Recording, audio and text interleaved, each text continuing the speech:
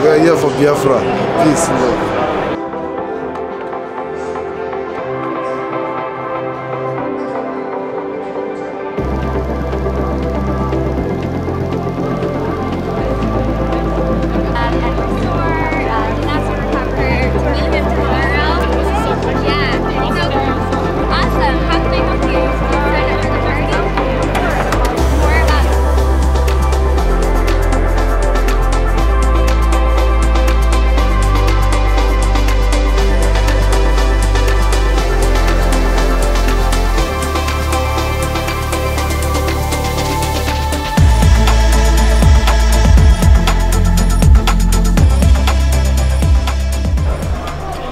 Hi, hello Ukraine from the Amsterdam KubeCon, Europe, and today we have a special guest, KELSEY HIGHTOWER, Google Cloud Developer Advocate. KELSEY, am I right?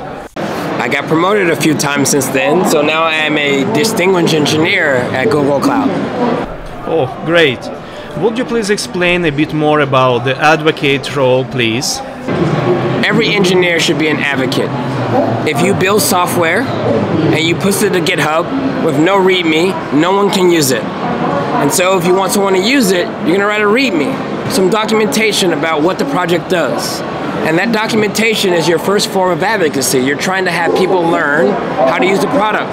And then someone's going to open an issue or they're going to find a bug. And then you have to decide which ones are priority.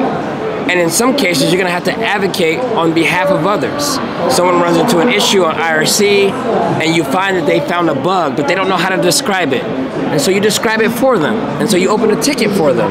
And now you're advocating on behalf, and as an engineer, you will go and fix it, and you will ship it. And once it's shipped, you write the release notes with empathy, because you know who you're building it for. That's also a form of advocacy. And so when I think about advocacy, it's like, what should we build? And there's a whole set of skills that goes into deciding what should we build and who we're building it for. So yes, I've had a role, but everyone that's building software should be an advocate because that's what's required if you actually want to have a skill. First of all, I would like to thank you for your supporting Ukraine and Ukrainian community. Stanislav and myself involving to SRE implementation, and we have some troubles by that. Are you agree that SRE is a just expensive operation team? Yeah, and I think it helps to have context. You know, a lot of people got involved in operations from being hired to maintain things. For probably decades, people were hired to manage the server. And how'd you do it? You just restart it. Or maybe you write some bash scripts to automate the restarting of a service that keeps going down. And for some people, operation is all they know. They don't necessarily build anything new. They buy it, they install it, they configure it, and they manage it. That is it. And for a long time, that was the definition of operations for a lot of people. I just turned the knobs, don't create them. And so when you think about site reliability engineering, debating on who and how people practice it, that's different. But the delta between just operating something versus building solutions on top to change the way the knob actually works. And that delta between just restarting things and building something else, I think that's when we start to talk about SRE. This concept that if you have an outage, if you're in operations, you may get a page in the middle of the night and you look at the page and it says, hey, the website is down. You may go and restart it, now the website is up. Depending on your mentality, you may just go back to sleep. That's it. And next week, your colleague will do it all over again. The SRE mindset should be different. You should really do the root cause analysis, right? Why did the app go down? And that may require you to look at the code, look at the libraries, look at the memory management, look at the kernel, and look at the network. You have to look at everything. That means it requires more skill than just restarting things. And that pivot to, I can read the code, and I have to be an engineer as well, except for building features for customers and the website. Now I'm building features for reliability, so focus. Same skill set, different focus. And so now that engineer would say, hey, I don't want to do new features, but I found this root cause analysis, and it turns out we're creating objects in memory that are not being properly garbage collected. And that's causing us to run out of memory over time. This is why it happens. It seems like it's random, but it isn't. We can reproduce it by sending traffic that mirrors that behavior, and the garbage will grow, and we have graphs to prove it. So that scientific element of saying, we're not just guessing anymore. When you restart, you're guessing that you fixed it, but you haven't fixed it. So in order to permanently fix it, we have to go and do work all the way through the stack, and we can do things like metrics and observability to make sure that we're right. And then we fix it forever. So ideally, with the SRE mindset, the server is never going to crash for that reason. Again, it may crash for a different reason, and then we will repeat the process. Google approaching software engineering everywhere, the same skill set for the software development and operations, same level of programming languages, SRE, DevOps, whatever, so they can share the same responsibility and roles. Is it true? No. Why? Because you don't have to learn everything. Should you know how Google hardware works? Should you have to learn how a TPU works for TensorFlow? Do you need to understand every aspect of the system, or should you be an expert on the component that you're in charge of? So I don't know if anyone has the ability to be hyper-specialized in every aspect of a system. This is why teams are composed of different disciplines. Some people are DBAs, right? The DBA knows how Oracle works really, really well, but they may not know how the operating system works really, really well.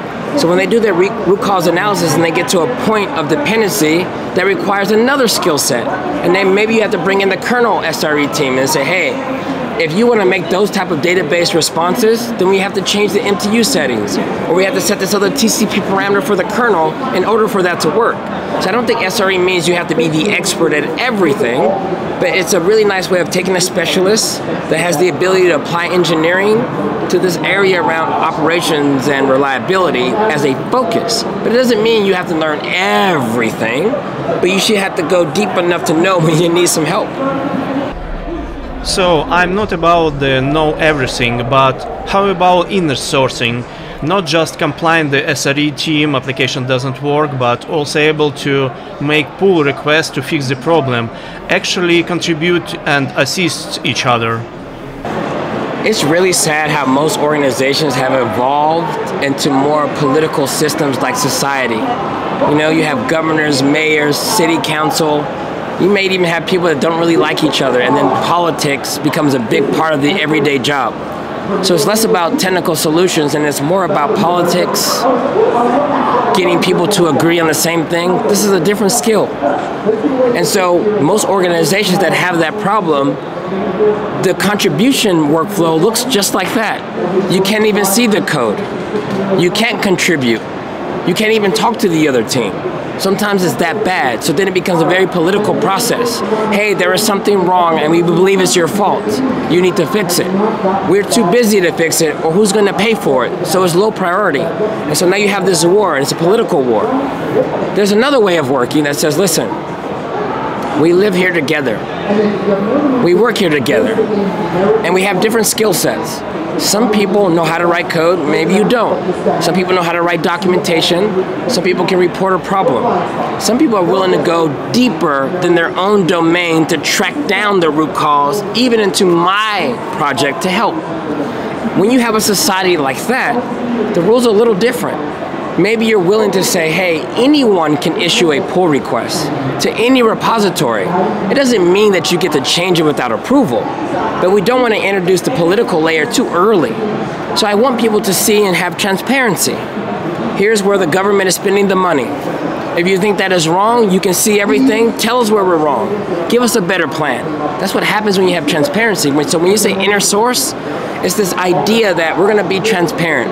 Everyone can see the code. I'm not going to allow you to change it because that would be dangerous. We want to have people make sure that there's at least following the right rules. This is why we have regulations and we have policies that you have to, follow. You have to give people clean drinking water. That's why we don't allow everyone to give people drinking water. there's a couple regulations we need to have into place. And then if you want to do things yourself, someone has to come and verify that it's correctly. So you need an inspection. So when it comes to software, I think the same thing is true. You're trying to help, you see that there's a problem, and you want to fix it yourself. No problem. You can make the first attempt, and then the inspectors will come and say, hey, we have to think about security. There's a certain code style that we follow here, just to make sure everything is code compliant.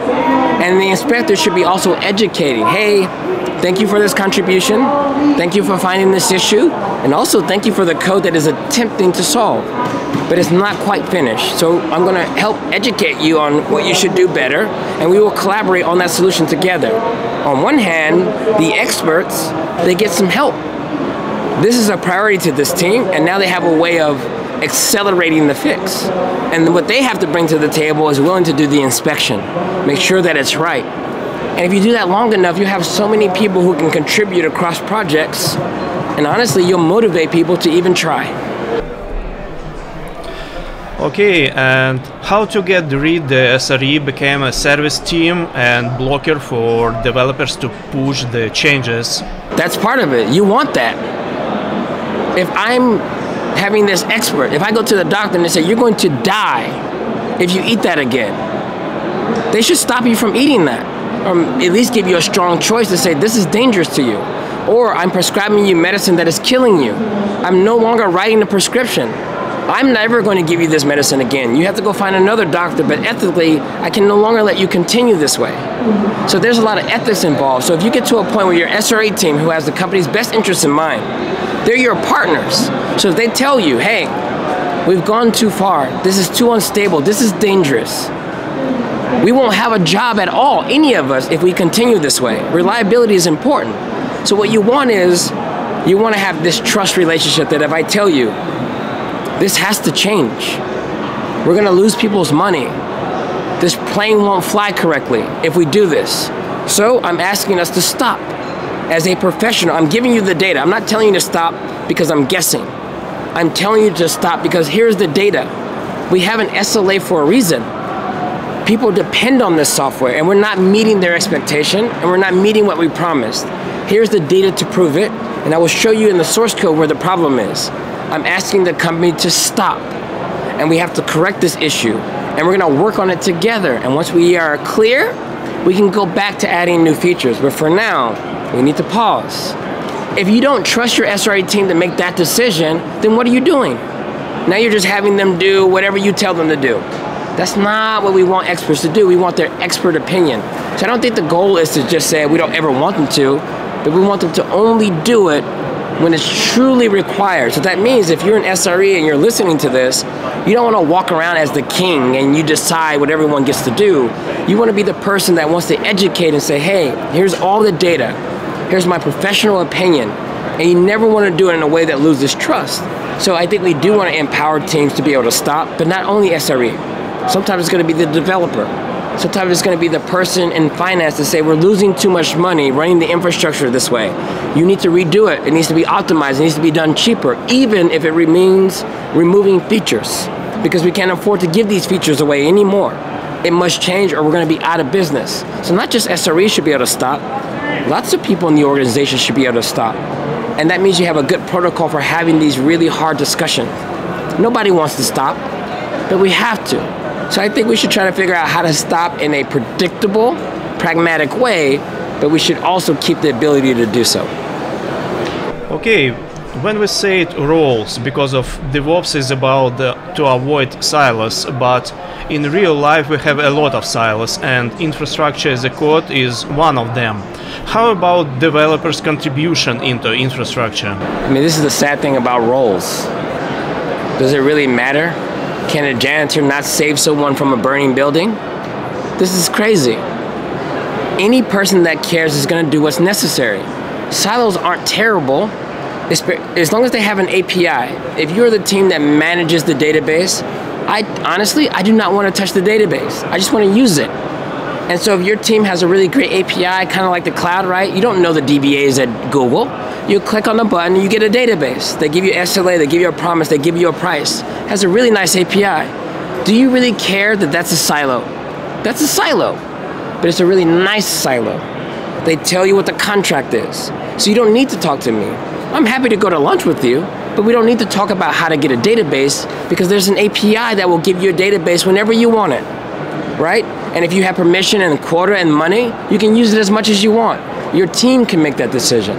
So I think when it comes to expertise, it is really valuable to have experts who are super deep.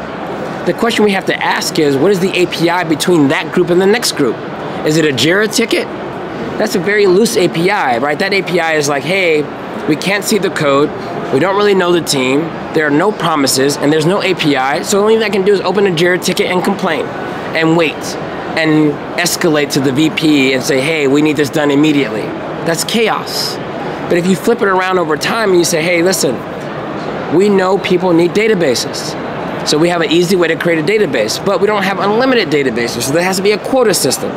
So when you call the API, you must use the token from your team.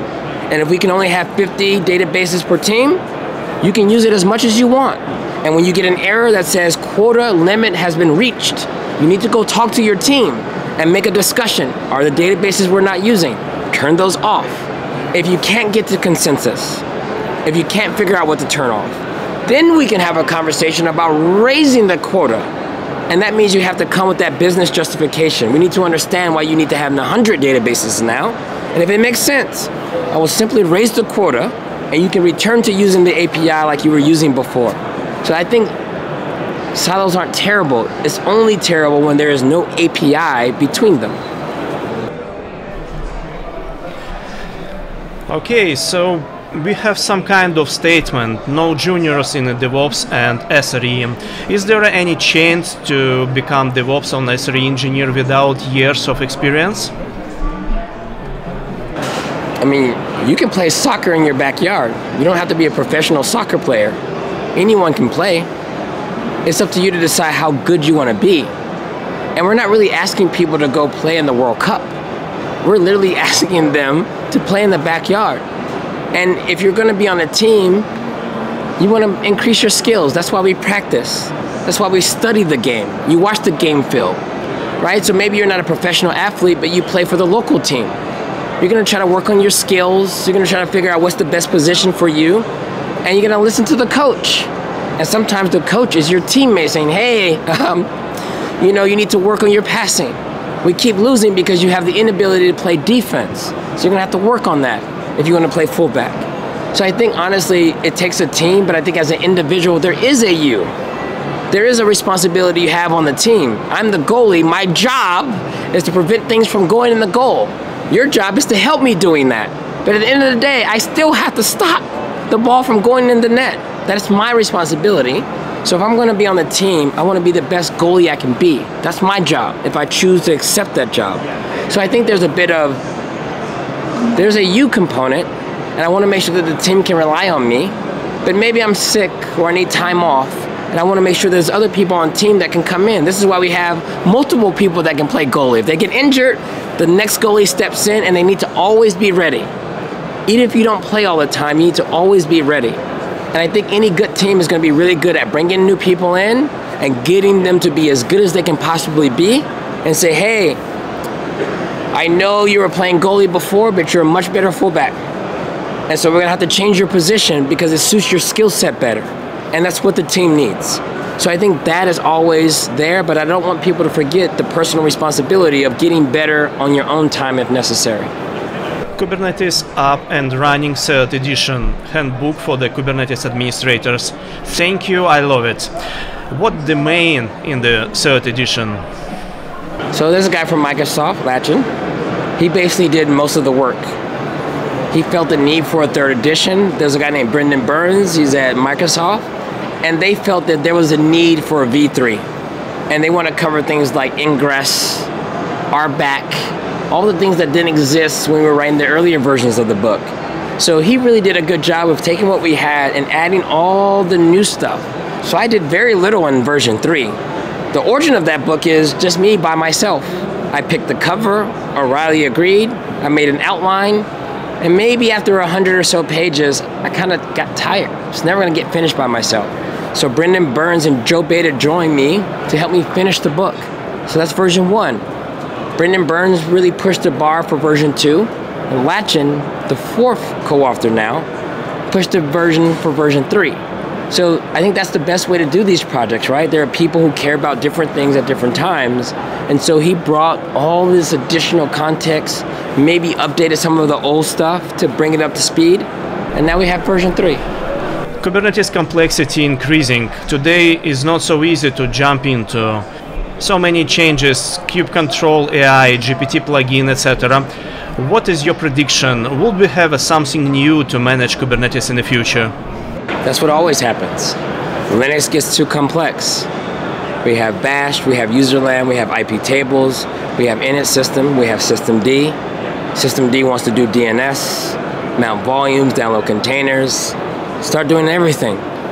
And then some people look at that and say, all right, now we have Docker. And Docker takes a lot of those responsibilities and moves them into a new daemon that is focused only on managing applications.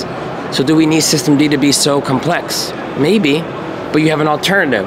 And so for some people, they learned systemd and unit files and dependencies and all the new things that systemd did that was better than the old init system where you did everything with bash scripts. But Docker says we're no longer doing initd or systemd. We have a new daemon that's going to simplify all of this complexity in a different way. And then Docker starts to grow in complexity. It's doing volumes and networking, cross-host networking. And maybe it's getting a little too complex for some people. They just want Docker to be very simple. Run this container and that's it.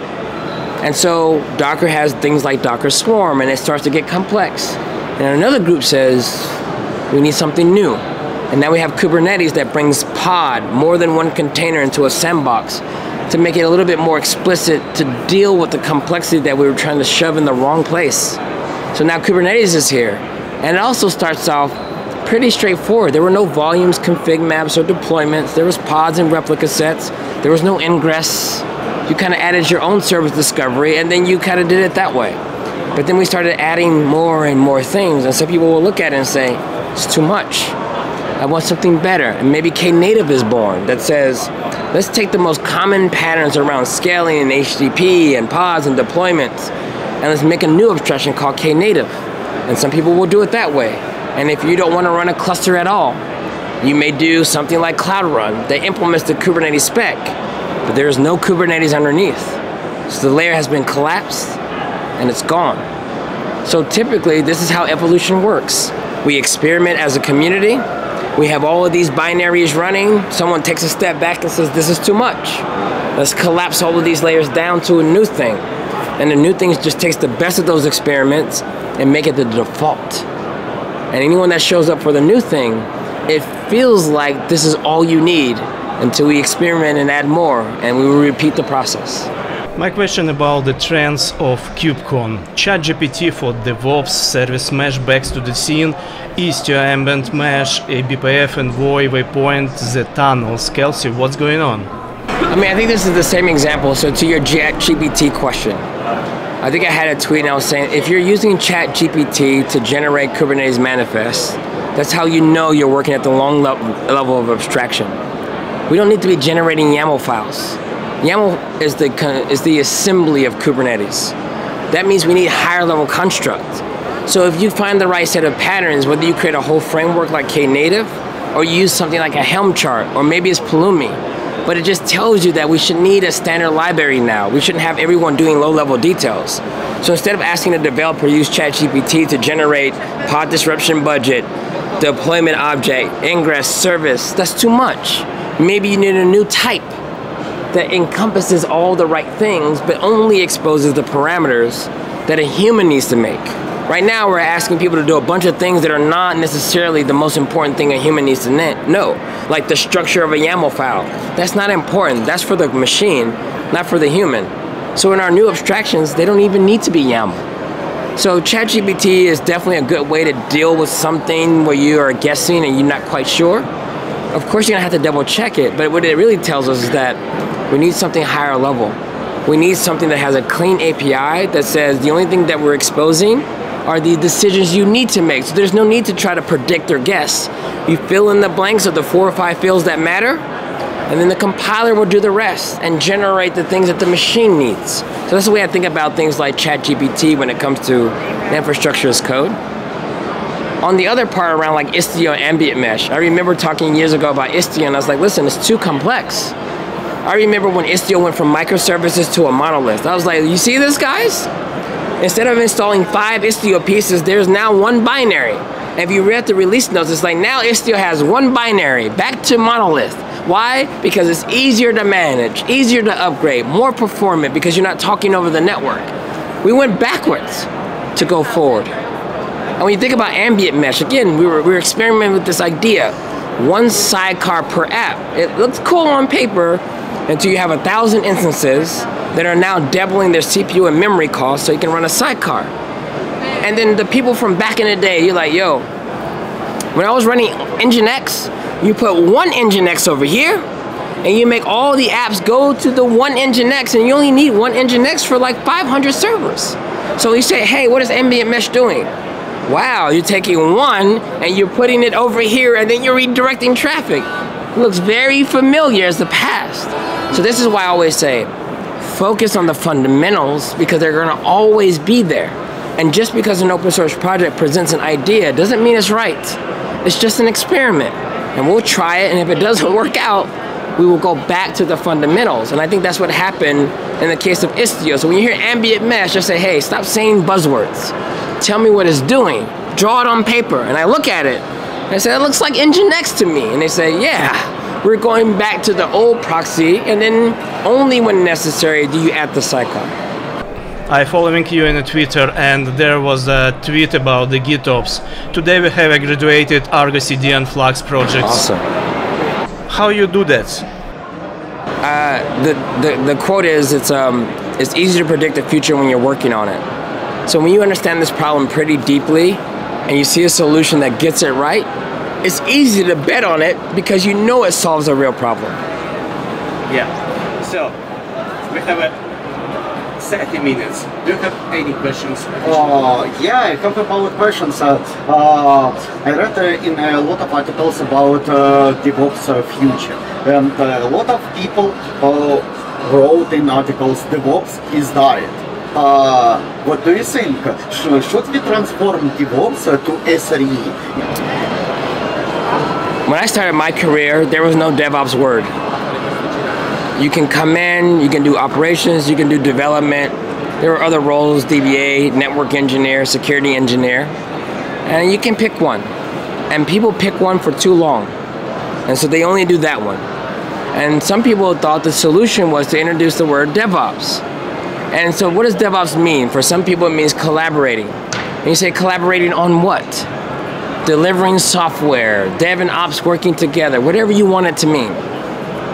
But the truth is, in my opinion, DevOps only describes the problem, not the solution. And so if you're saying, hey, all right, we're doing DevOps, and then you go to the DevOps conference and say, oh, we're having a problem and not working together, change the culture, blah, blah, blah, blah, blah. Did you fix it?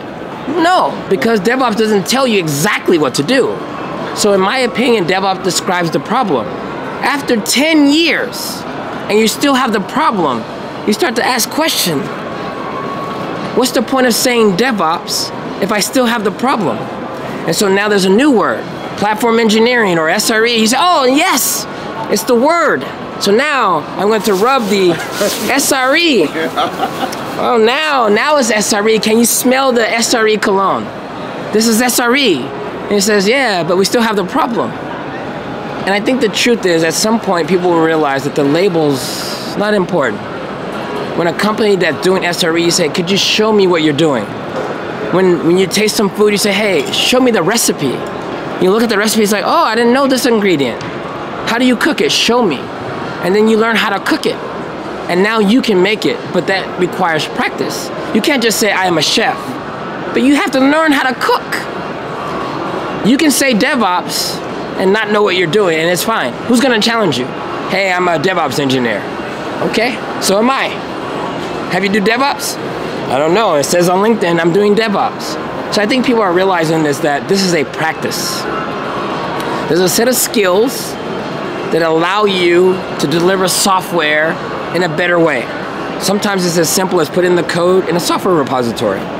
You can use tools that let you do static analysis to find bugs before it goes to security scan. You can think about versioning and backwards compatibility and implement it via gRPC and promise never to reuse the field. These are low-level technical details. And in practice, as a developer and the people supporting these things running, it's a practice. I can do the practice without the words. So I do believe the words are helpful for describing the practice, but there's no substitute for the actual practice. So what I would rather have is forget the name. Platform, DevOps, call it what you want. Show me the recipe. Can I taste the final product? This doesn't taste good. Doesn't matter that you put on the menu that this is filet mignon. This is not steak, this is chicken actually. So I think what we're now understanding is that it's more important to talk about the practice, where we are. And so when you ask people for help, they can look at what you've done and said, oh, you're missing an ingredient. Let me show you how, and then you incorporate it. And you can call yourself whatever you want. Platform engineer, DevOps, SRE, it doesn't matter because you're here to make the thing work. Yeah, amazing. Thank you. I appreciate your time, Kelsey, and see you tomorrow. Session Kubernetes Up and Running, 3rd edition. Thank you. Thank you. Thank you. Thank you very much. Can we take photos? Yeah, you can. Yeah. Because in my company currently we are trying to transform DevOps on-prem. DevOps practices for on-prem to transform to cloud, migrate cloud, and we face it with a lot of issues, with a lot of problems in mindset, people mindset, and I propose it with my teams, build platform engineering and transform to SRE to provide service for developers, helping. But let's think about it in this analogy. You're a football coach. Yeah. The team loses every year. They're the worst team in the league. And you can say, hey, I want you to be championship mindset. And they're like, well, we're not better than the other teams. This can be a fact. I gotta switch out. Yeah, thank you. Got it. Right? I need, it's not you, but the new playbook required different skills. And so we have to move people around. And now that we have the right playbook, we're gonna try different people in different positions. And now we're gonna watch the film. Hey, 2 weeks has gone by. Are we executing on the playbook? We're not. Let's watch the film. There's still no CI/CD. Why are we still talking about CI/CD? Unacceptable. We must have it now. Not next year, not after SRE, not after platform. We need it now. Do you know how to do it? No. Great. Now we have to go get a new recruit. We need to find someone that knows what they're doing. And it may not be you, but you must have it. And then we're gonna watch the game again. Hey, we're doing good here. That's an improvement. But we're not doing good here. We need to improve. That is the formula. So yes, cloud to me is slightly different. But sometimes you need a coach. Even good players need a coach sometimes. And I need the coach to say, hey, you're a really great player, but I need you to play a different way now. It's gonna be hard, but we're gonna train you. We're gonna give you feedback, and we're gonna give you coaching, and you're gonna be able to trust me because I'm gonna help you be a better player than you can be by yourself. So I think when you're running these DevOps teams or operations teams, and if you're the coach and you just come in and say, we need to do mindset change, I don't understand that. It doesn't make sense to me because I'm here. I'm playing. I have some kind of mindset, but I need more help than that. Yeah, we provided trainings, mentoring, sharing knowledge, and collaborations between all teams because we have only one business value to successfully deliver projects with. But remember, I'm an individual person. I may not care about championships anymore. I may not care about playoffs anymore. I may have a thing that I only care about. So there's a unique thing that I need the coach to talk to me, pull me to the side and say, hey, this is for you. You're okay with this, but not with this. Or you're not gonna work on this team anymore. You've been here for 8 years, but it's time to go to another team. That's a very hard conversation to have. Because sometimes if you don't change the team, it doesn't matter if you have the better playbook. This is the wrong personnel. These are people we're talking about. And if I come to the team and I notice that the coach is not moving people around, it's like, hey, you know, we have a general manager, you need to manage, this is the wrong personnel. And so sometimes people think they can just say, hey, same people and have them do the new playbook. Sometimes that's not possible. We know this. And sometimes you have to tell people the hard truth. And the team will say, hey, what happened to the goalie? We had to trade him. Damn. Will I get traded too? We hope not. We don't want you to be traded, but we do need to have the skills for this playbook. I see that accountability missing too much. That level of personal accountability where there's team accountability, but there's also personal accountability. And so I think that is a big part of the equation as well. So when I meet some leaders, I say, hey, you cannot say transformation, you cannot say culture, you cannot say mindset. Now what words will you use? You will use different words. You'll be a bit clear about exactly where the team needs to improve, because you can't hide behind the umbrella concepts of culture. What exactly do you mean by culture? Okay, team, we are not doing code reviews. I looked. We're only doing one code review every 100 pull requests. This is not what we mean. I need to see that get to 50%, and then I'm gonna pull people side by side. Why are you not doing code reviews? I'm too busy, I have so much to do. Okay, as the coach, I'm gonna address these issues, and I expect you to do more code reviews. A month goes by, 10% code reviews. That is great, that's better than 1%. We're gonna celebrate Player of the Week, good job. We're doing what we see, this is really nice, but I still want this to be 100%. So in 3 weeks, I expect to have 20, in 30, and there's gonna be a few people that are like, I'm never doing code reviews. No problem, but you have to go. Everyone on this team will do code reviews. But now you're being very clear about the cultural thing that needs to happen. I need the practice to change. And sometimes we never get to that level of detail. And some players, they want that level of detail. Could you show me exactly what I'm doing wrong? And so we get an assistant coach that used to play before. So I'm gonna show you what you need to do instead. And they say, ah, now I see, I've never done it that way before. Thank you. Thank you very much for describing a good lesson. Video, you know? No, it was a very good lesson and coaching session. Awesome. All right. Yeah, thank you very much. All right, cool. Yeah, thank you. Let's make it just 3. Ah, the photo. Where are we going? Yeah. Thank you for your time. Yeah. Thank you, and have a nice day. Yeah.